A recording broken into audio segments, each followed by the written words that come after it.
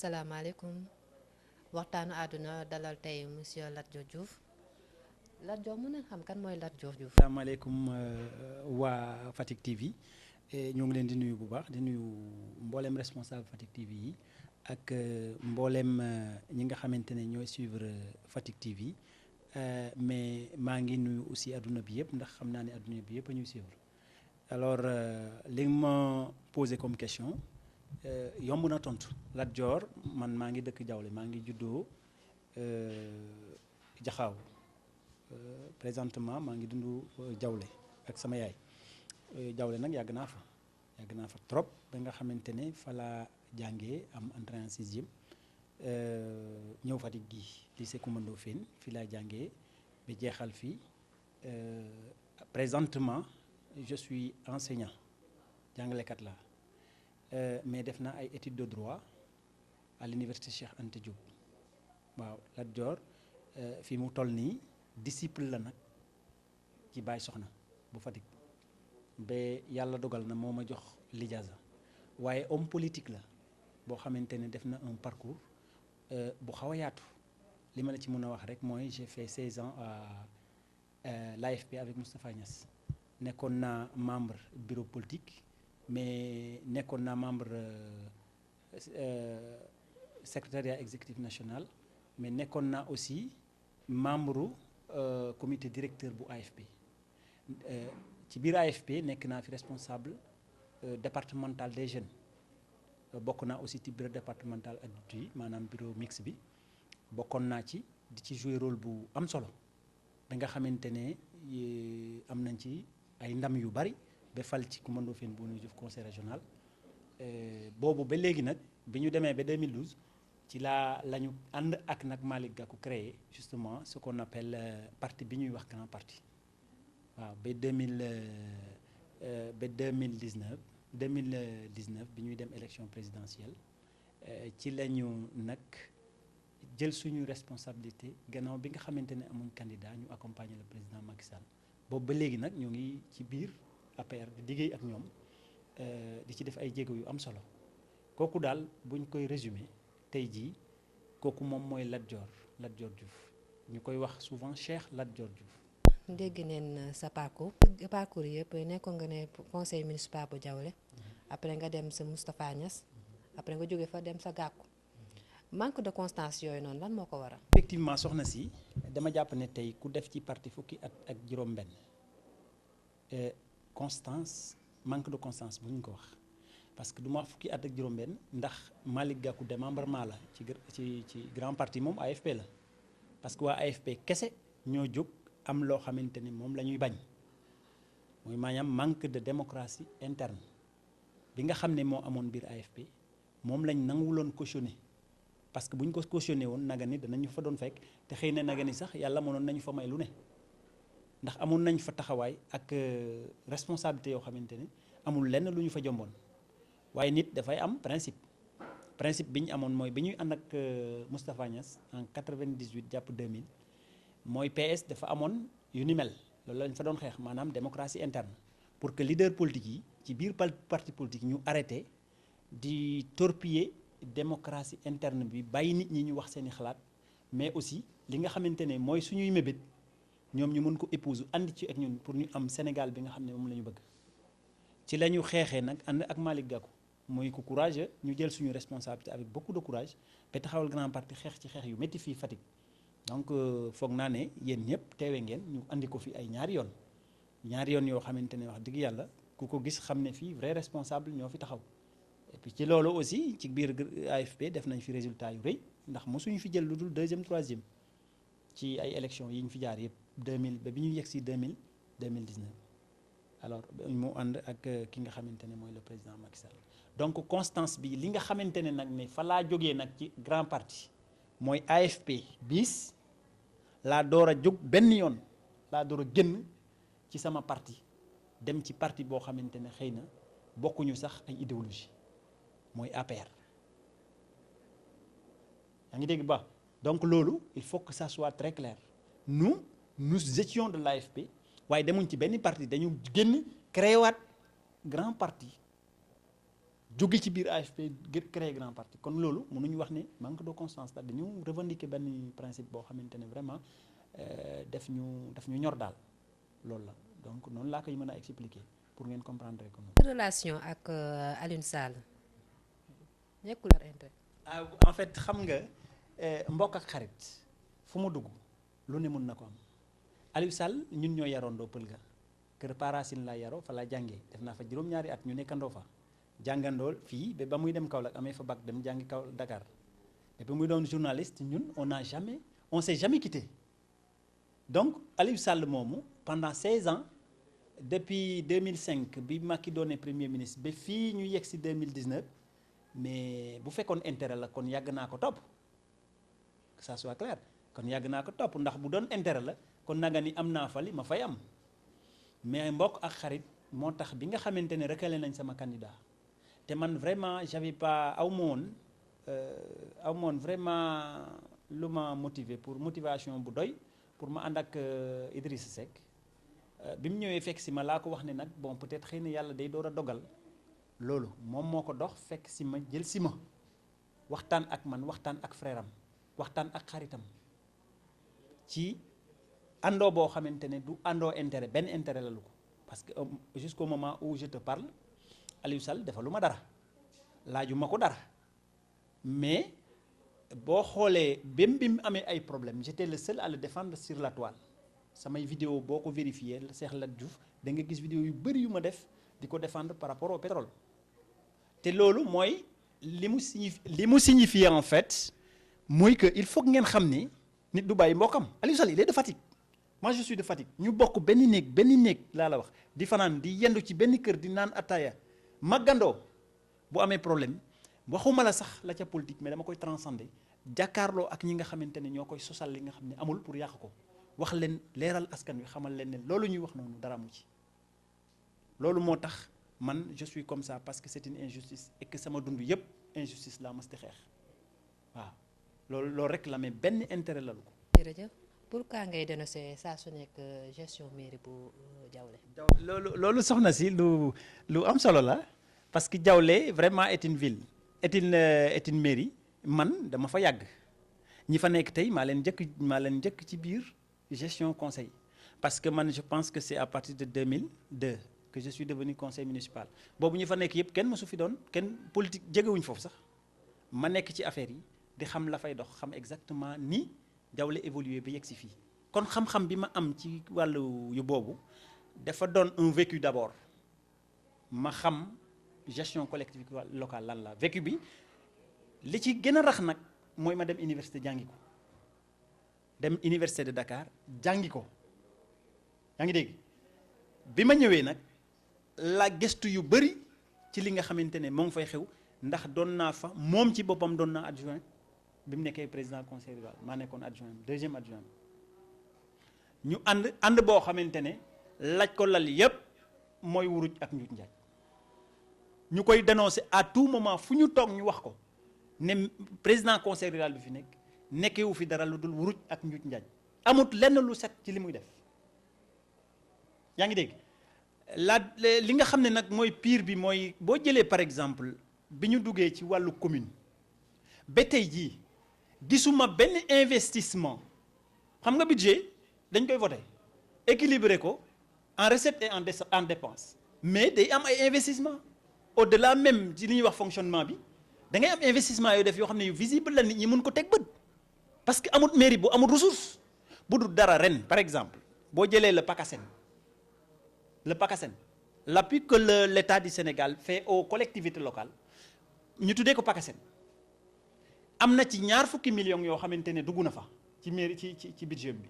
mais jusqu'au moment où je te parle gisuma benn investissement bu maire bi def ci année 2020 bi du construction du réhabilitation du lenn benn affaire cote laa gis mu def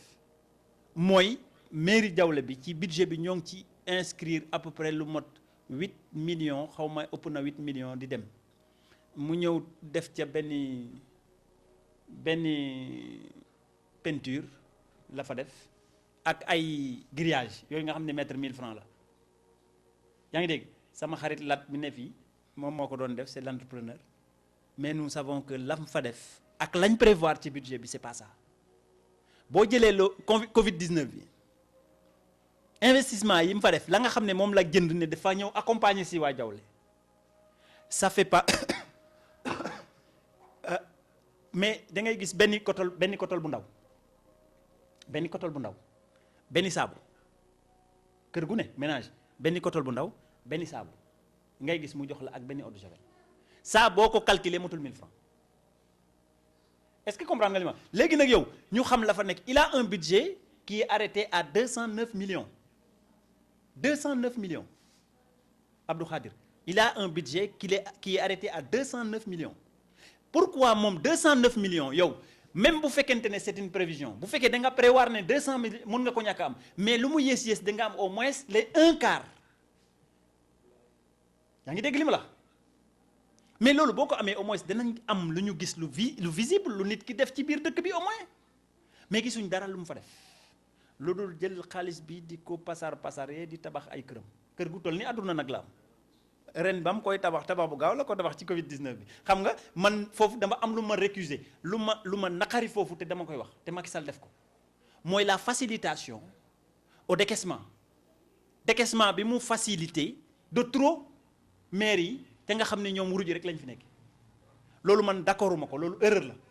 parce que permettre na leen ñu def li ñu bëgg a def yaa ngi dégg ñu def li ñu bëgg a def ci xaalis si askan wi c'est pas normal c'est pourquoi man injustice boobu fu ma toll dama koy dénoncer yaa ngi dégg ñun nag ci lañ taxaw ca lañ nekkoon ba ñuy nekk conseiller la ak Omar Sène bi nekk tey président conseil régional ñun on était un jeune conseiller avec lui marche bu ne def nañ ko pour dénoncer injustice ba daaneel ko kii ci loolu lañ taxaw incha allah tey lu ñu yàlla mayee danañ ko taxawu ba dindi ko fi teg fi koo xamante ne au moins danañu fi defal lu nit xam loolu la. bon en fait man politique bi ma fa def mooy aujourd'hui moi je peux me targuer mën naa wax ne politiciens ya fa nekk yépp si on parle de social man maa jël premier. si on parle de chose sociale ci kaw laa koy wax nag man maa jël premier tey ci suba maa ngi dem kër ndeysaan suñu imam bi mooy ku ñuy wax ndado xam nga lu ma wax ñun dañ lay gërëm di la sant parce que gis nañ li ngay def ci askan wi en terme d'adduction d'eau boo fa demee ne kan moo fi mus a ñëw ci mbedd mi fekk jigéen ñi di root ci ay robinet mbedd mu dindi ko Diaoulé danañ la wax ne Lat Dior la bu ñu la waxee ne en terme d'investissement et d'appui boo demee ci Kora dugal naa fa lu ma 3 millions et quelques pour les femmes man maa leen andi fii ci case foyer bii sama xaalis laa jël ubbil leen compte yi defal leen moo leen papier yi nga xamante ne moo leen di may pour ñu mun a am des financements man maa koy defar jox leen ko demal dëkk bu ñuy wax xam nga comité dafa yaatu demal dëkk bu ñuy wax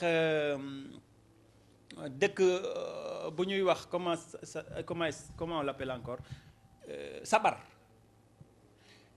chaise boo fa gis ñu accueillir doomu aadama man maa ko fa def kon Diaoulé man maa ngi def li ma mën te boobu bi may def loolu j'étais à l'opposition yaa ngi dégg bi may def loolu opposition laa nekkoon ren nag ci élection présidentielle yi def nañ fa doole lu ñu mën rek def nañ ko fa ci wàllu dimbale ci wàllu jàppale askan wi wàllu jàppale jigéen ñi ak mbooleem nag jigéen ak góor ñi nga xamante ne ñoo ngi ñuy fekk si ak seeni soxla ñoo ngi leen taxaw loolu lu leer la loolu defuñu ko nag sax ngir leen mais dañ koy def rek parce que on est de Diaoulé et que ñun suñu devoir mooy lépp lu ñu mën ñu def ko pour Diaoulé nekk dans Diaoulé waa Diaoulé dund bi nga xamante ne moom lañ soxla ñun loolu mooy suñu objectif te dañu bëgg dëkk bi changer loolu mooy suñu combat te du arrêter mukk nag quels que soient les résultats qu'on aura aux élections c'est pas ce qui est important mooy suñu taxawaay nañ gëm ne fii lañ bëgg a dem te dinañ góorgóorlu ba yegg fa incha allah. nekkoon nga gestion foyer bu Diaoulé. waaw ñu bëggoon xam cas bu nekkoon ci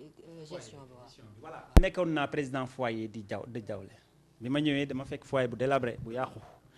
yàqu ba nga xam ne boo taxawee da ngay xool ci biti yaa ngi dégg ñu fal ma doon président bi ma doonee président bi aussi fekkuma fa benn ressource tey public laay waxal boobu Omar Sène moo nekkoon président conseil rural ma nekk le responsable de la commission jeunesse et sport benn nekk président du foyer de Diaoulé foyer boobu ma jiite naa ko pendant 3 ans xaw ma 4 ans communauté rurale bi mosul yëkkati un fonds un seul franc symbolique jox ma ko catastrophique amuloon dara fekkuma fa benn dërëm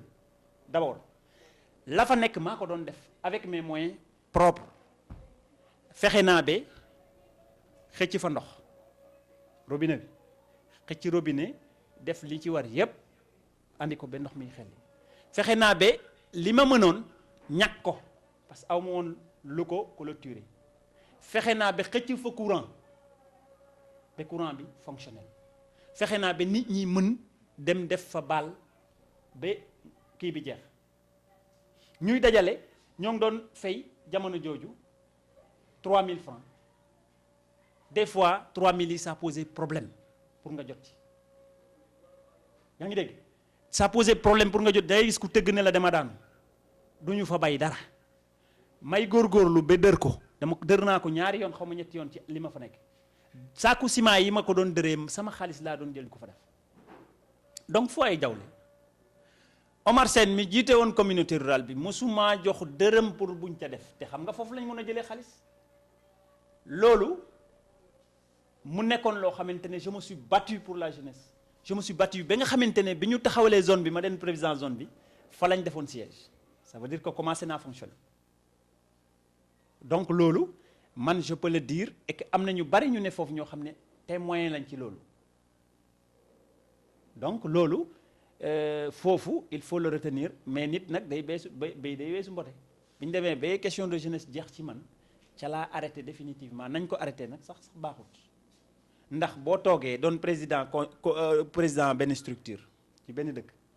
bu président communauté rurale ba mbala maire ba buggee changer structure bi au moins day bàyyi bureau bi réunir ñu jàppandoo date bi yaa ngi dégg ni ñu def procédure yi nga xamante ne ñoo ci war après nag su ko defee ñu fal un jeune mais Omar Sène commission ad hoc la dafa def benn à superficie ba taxawal benn commission ad hoc boo xam ne ay pa ak maire la fa dugal c'était catastrophique pourquoi parce que tout simplement j'étais contre lui et il fallait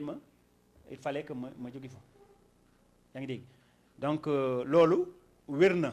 au-delà de ça man maa doon président zone bi pendant 3 ans may tëgg ay tournoi moom muy tëgg tournoi parallèle créer benn commission boppam bu gérer tournoi communauté rurale bi man ma yore zone bi fédéré jeunesse Diaoulé yépp di am ay parrain di def ay final yoo xam ne ay ñoom Abdi Karim mii Diouf bu sedeb si daan na fa ñëw même ay doomu dëkk bi doomu Diaoulé parrainé nañ samay final yu bari foofu ma joxe ay mayo loolu fa la jóge ci man fa lañ ko commencé je suis le seul nag le deuxième laa bëgg a wax ki nga xamante ne maa yëkkati mayo boo xam ne paire mayo bu jar 90 000 ma jënd ko sama poche ñëw may ko ASC Diaoulé ba tey ji waaye kenn du ko wax yaa ngi dégg loolu man maa ko def jaayante lu bari génne leen yóbbu leen ay phase départementale ak i phase régionale donc man je pense que j'ai beaucoup fait pour la jeunesse de Diaoulé suñ ko reconnaître loolu moom moo am. mën neen xam exactement sa fond ba nga fay nekk fond bi ñaata la tolloon. je t'ai dit que Diaoulé boo jëlee le foyer musul am xaalis bu ñëw fekk si ma dugg ci sama loxo mbaa bu dugg ci bureau bi nit ñi gérer ko musul am yaa ngi dégg li ma la de man maay lijjanti di fa def mais musul am un fonds spécial bu mus a ñëw ñu ne foyer Diaoulé am na ko ñu jox ko musul am ba ma fa nekkee ba noonu ma fay génnee mu jóge ci autorité mu jóge ci ku munti jóge rek amut du ay soutien du ay nangam non man maa doon débrouiller des fois dama doon ñëw am na benn sama góor goo xam ne Ablaye Ndiaye décédé na yàlla na ko yàlla yërëm dama doon ñëw ne ko góor gi doo ma ñagal fii ni mu mel ni baaxul de mu ne ma jox ma 7000 ma ne ko danaa la jox taxale ba am sama 3000 jox ko mu commencé may dagg des fois mu ñëw ma yëkkati 1000 francs jox ko des fois ma am 2000 jox ko ba mu ñàkk foofu ba mu jeex noonu lañ doon fonctionner ñi fa doon tëgg boo xoolee ñaar ñeenti nit lay doon 3000 francs boo ko boolee du mot sax 10 000 année bi mënoo am 10 000 francs mbala 15 000 francs bu mot jóge ci ay manifestation ci Diaoulé mosul am lu fa dekk rek dañ ko débrouiller dañ ko takkal dañ ko uti ñëw def ko fa. tax Guy Marius Sagna di wax Idrissa Seck benn nit la mais ñaari kàddu la am. le salut au passage xam nga lu tax Guy j'ai fait avec lui le 4e arrondissement de Médina ba ñu jàpp en 2016 pour lan parce qu'il est activiste man ma nekk grand parti doon xeex manque démocratie bi nga may wax noonu ci réew mi ak yoo xamante ne vraiment man dama jàppoon ne lu ñu war a lijjanti la donc Guy il se bat peut-être pour le peuple sénégalais mais quelque part man je pense que dafa am loo xamante ne il faut que nit ñi xam ko Idrissa Seck man il n'a jamais été mon leader dama koy suivre dans sa démarche politique la tax nag ak li nga xamante ne moom la servir askan wi ba fekki Macky Sall man dama koy saluer parce que nous sommes dans des situations très difficiles dëkk bi dafa am problème bi mooy d'abord la pandémie est passée par là dëkk bi Macky Sall mi ko jiite moo ñu ko gën a xam wëlbatiku ne dama soxla doomu Sénégal yi pour ñu ñëw ànd ak man ndax li nga xamante ne ñoo ngi ko bëgg a yembal ci dëkk bi ñu yembal ko ndax dëkk bi am na problème léegi mu lancé appel boobu ci dialogue national lancé ko à travers les médias waxtaan ci ak ñi mu war a waxtaanal Idrissa Seck bokk ci ñooñu am gis-gis bu mu ci am mooy dama war a fekki Macky Sall jàppale Sénégal wax dëgg yàlla côté boobu li ma ci mën a wax mooy damay respecter ay kàddoom damay respecter aussi sa décision Guy Marius Sagna nag la mu gis bi wax ne ñaari kaddu la am xëy na moom boo ko toogloo woon dana ko wax mais man dama jàpp ne tey si on parle de démocratie laa wax de ñu koy xeex ci biir parti politique yi il faut que ñu bàyyi libéraliser la politique sénégalaise c'est pas des choses que je dis comme ça dafa am sax document bu ma ciy bind libéraliser la politique sénégalaise mooy maanaam les gens duñu ñoo xamante ne dañ leen war a confiner ci ay ruq ñu ne fa di yuuxu rek déedéet ñun on est là pour servir le Sénégal dañ fi nekk aussi pour jàppale askan wi dañ fi nekk pour am un Sénégal meilleur donc fépp foo xamante ne doomu Sénégal taxaw na fa yaakaar ne bu ma fa taxawee Sénégal jëm ci kanam politicienne warula téye fenn ngay wax di coow di wax parce que temps de la politique dafa am mais temps wu liggéey dafa am te Macky Sall a donné le temps en disant quoi man duma addu ci lenn loo xamante ne du liggéey bi ñu war a liggéey d'ici 2024 def nañ élection amaguñu at woo na nit ñi ne kaay leen ñu liggéey li nga xam ne moom la ñu war a liggéey def mooy aujourd'hui ñëpp booloo dajaloo ci ginnaawam muy opposition muy ñi nga xamante ne ñoo nekk au pouvoir ñu jéem a xool nan la ñuy déggoo ci ay principe liggéeyal Sénégal loolu moom moo jot bu ñu ko deful fi ñuy dem ñun ñëpp ñoo ko yëg yaa ngi dégg kon nag yaakaar naa ni le problème Idrissa Seck est un problème entier boo xamante ni ça interpelle qui que ce soit ku nekk rek ci ñun ci Sénégal waaw loolu laa ci bëggoon a sànni. waaw mais Idrissa Seck waxoon na si biir ay kàddoom ne gouvernement Macky bi baaxul kon du si dugg kon bu demee ma duggaat si dinañ posé wu question waaw ñuy laajte loolu noonu mu waxoon ma pare ñëwaat dugg si ban jàngat nga sa am. bon en fait xam nga la politique xam nga politique dafa ay du ëmb la ñuy wax dafay xëy wasin c'est pourquoi dafay bett ñu bari c'est pourquoi aussi ñu bari dañuy wax naan homme politique yi dañu versatile fekk na du loolu jamono ji muy wax loolu ay changement yu bari intervenir nañ fi yaa ngi dégg li ma changement yu bari am nañ fi gouvernement Macky Sall baaxul toog ci sa ruq wax ko yomb na de man su ma neexoon fii boo ma tallalee sa kaddu gi ma wax ci Macky Sall lu ma neex waaye est-ce que loolu moom moo am est-ce que ndax loolu moom moo am réellement est-ce que demul ba ci biir moom ci boobu il s'est rendu compte que ne kii ku ko dimbale ku ko jàppale Sénégal yegg fi mu war a dem te Idrissa Seck nag man c'est un homme politique que je respecte xam nga lu tax il est intelligent dans sa démarche il est intelligent aussi dans son discours parce que buy wax boo ko dégloo ak li muy jëf nit ñi dañuy wax dañ fa waroo fekk waroowul da la naan baaxul sans gel après élection yi automatiquement nit ñi bi ñu ko woowee ci mu génn ci mbedd mi parce que Macky dafa fraude daf leen wax ni Sénégal la ma gënal xam nga li ma bàyyi Sénégal dans la paix moo ma gënal ma génn ci mbedd mi nit ñi di dee du ma dox ci ay cadavre toog affaire yi passé mu waxtaan ak Macky Sall jàppale si ko pourtant loolu daan na fi am du fi lu bees Abdoulaye Wade lépp lu mu mus a def Abdou Diouf dañuy dem ba am compromis mu def ko ministre d'État mu toog ci wetam donc c'est de l'histoire qui se répète histoire mooy bégeyee fii te nañ ko nangu loolu moom moo am te dama jàpp ne les gens ne sont pas des ennemis nous sommes des Sénégalais ku nekk dafay am sa vision mais fépp foo ko mën a def ba mën a jëriñ Sénégal nga jël décision def ko danañ la critiquer naam mais am na foo xam ne bu ñu fa yeggee rek nit ñi dinañ ko saluer man loolu la yaakaar. dugum Idrissa Seck ci gouvernement bi ñu foog ne complot la pour troisième mandat. En fait Macky Sall je pense que si on parle du troisième mandat man daf may jàppale parce que man la semaine passée j'ai dit aux gens que Macky Sall mosul wax ne man damay présenter waat mosu ko wax fen au contraire li mu wax mooy sama dernier mandat laa nekk loolu la waxoon léegi nag yow bu waxee benn wax ngeen ne il faut que Macky Sall dellu si waat wax sénégalais yi ne man danaa présenté wu te du ma présenté wu jaxase ay plan ak ay situation parce que actuellement il est en train de travailler il fait un excellent travail nit ñi ñoo ngi am dal dëkk bi am na dal politiquement les gens sont bien gérés léegi yow gestion boobu muy gérer sa formation politique ak ses hommes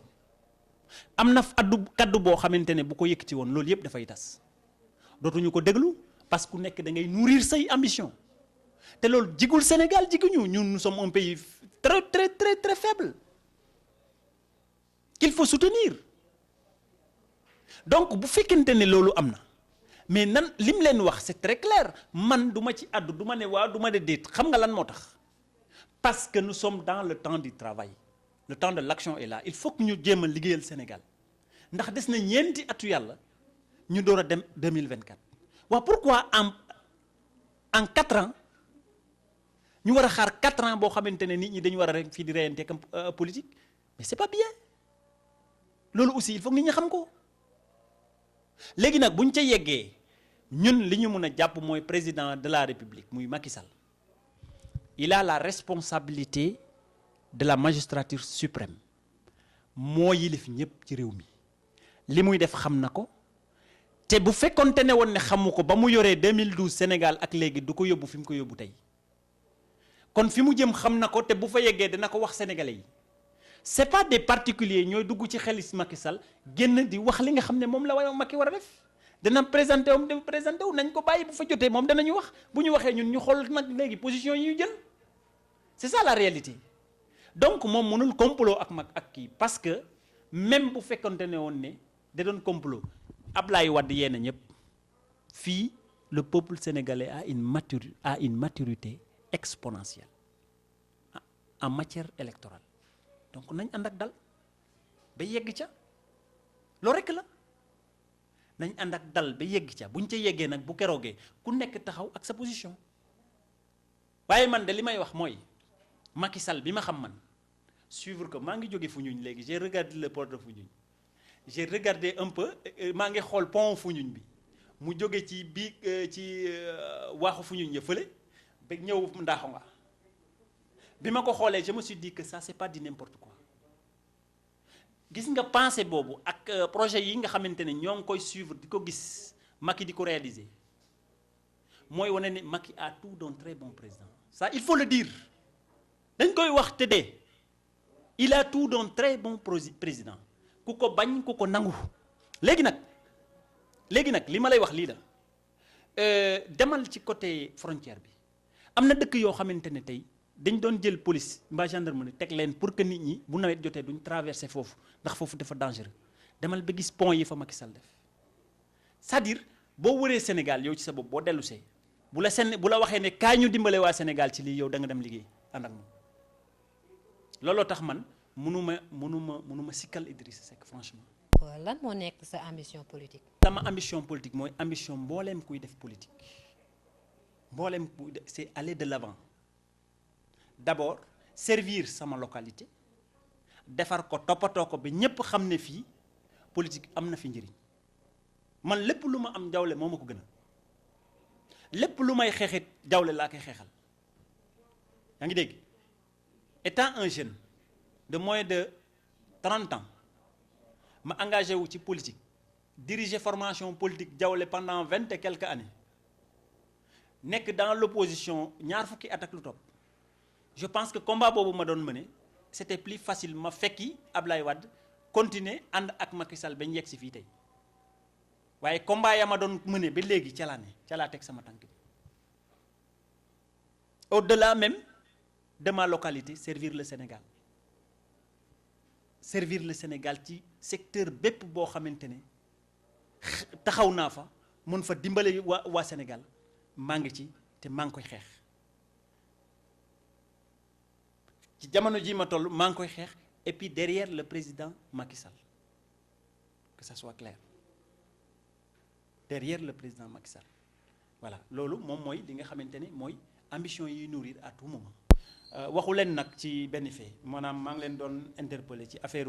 antenne Sonatel bi c'est ce maire là ki fi nekk man j'étais conseiller rural la Sonatel dafa ñëw fekk ñu ne dafa bëgg a taxawal antenne am ba ñu délibéré ci parcelle bi ba jox ko ba mu andi bagage am mu dàq leen jóge leen fii ñu buub seeni bagage dem à quelques 4 kilomètres ñu samp fa kii ba bàyyi Diaolé léegi fi mu toll nii dama jàpp ne ñoom dañu wër kii dañu def benn quarantaine bu ndaw quoi nga xam ne Diaolé moom mënoo fa am réseau mënoo fa connecté wu c'est rare da ngay connecté wu c'est difficile booy wootee c'est difficile te loolu man xaw ma lu ko waral li ko waral daal ma fekke woon ko te teewe ko mooy xaalis la leen doon laaj na leen xaalis ñu ne ko mënuñ la jox luñ joxul Ndiob joxuñ ko Mbelaka Jaw joxuñ ko Jaxaw joxuñ ko commune Sénégal yépp nga ñëw doon particularité fii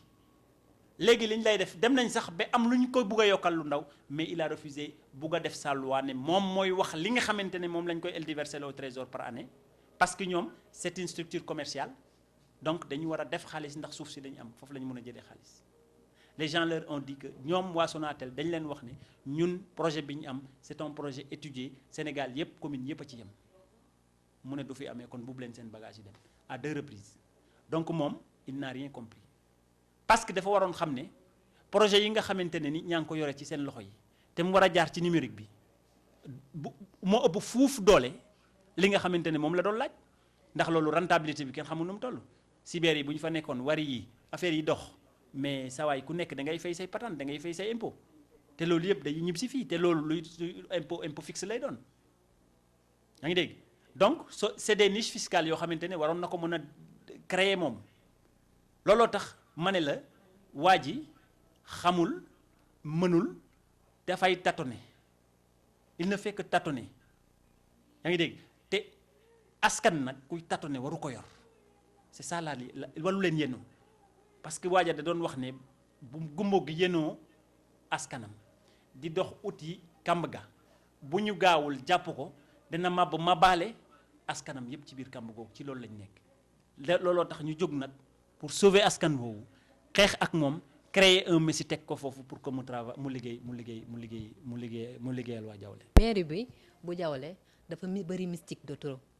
est-ce que loolu noonu ñuy wax loolu am na ndax dégg nañ ko ci saltige yi dégg nañ ko fépp